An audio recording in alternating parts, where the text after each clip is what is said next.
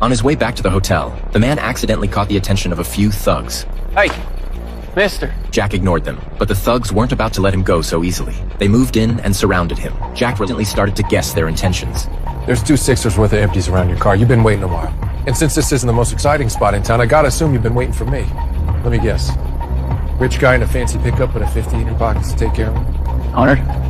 Jack realized he had guessed their purpose right, but he wasn't interested in wasting any more time with these guys. However, Hey. one of them decided to make a move, and that angered Jack, who had just lost his brother.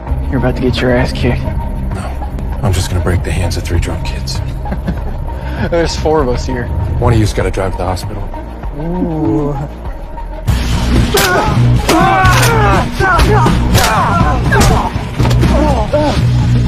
I know where the hospital is.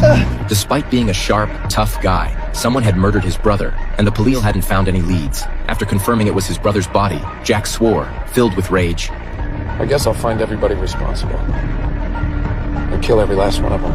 That night, was determined to investigate alone, but his worried chief immediately ordered Officer Anna to accompany him. Together, they started their investigation. Their first stop was the home of banker Paul, but Paul wasn't home. The next morning, Jack went to the station to check on his brother's case, only to find out from Anna that another horrifying murder had occurred the night before. And this time, the victim was even more shocking: the town's police chief. The crime scene was chilling. The chief's wife had been stabbed multiple times and lay in a pool of blood, and the police chief's body was treated almost like an art piece. Not only was it nailed to the wall naked, but it was also covered with blunt force wounds, blood staining the entire wall. Seeing all this, Jack quickly realized that the killer of the chief was probably the same group that killed his brother.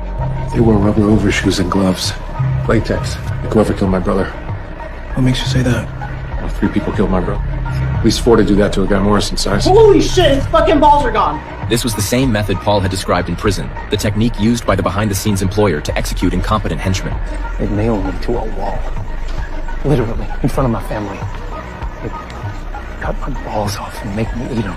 This meant that the chief and Paul's employer were in cahoots. This discovery made the case even more complicated. Seeing that they dared to kill a police chief, killing a banker like Paul would be easy for them. Realizing this, Jack rushed back with Anna to confirm Paul's situation. Sure enough, after finding Paul's wife, they learned that Paul hadn't come home the previous night and now his phone was off. His wife was extremely worried because after so many years of marriage, Paul had never stayed out overnight. From this, they both understood that Paul was likely in grave danger and that his wife and daughter were all at risk. His employer might very well kill them too. They needed protection, but everything had to be done in secret. So the chief contacted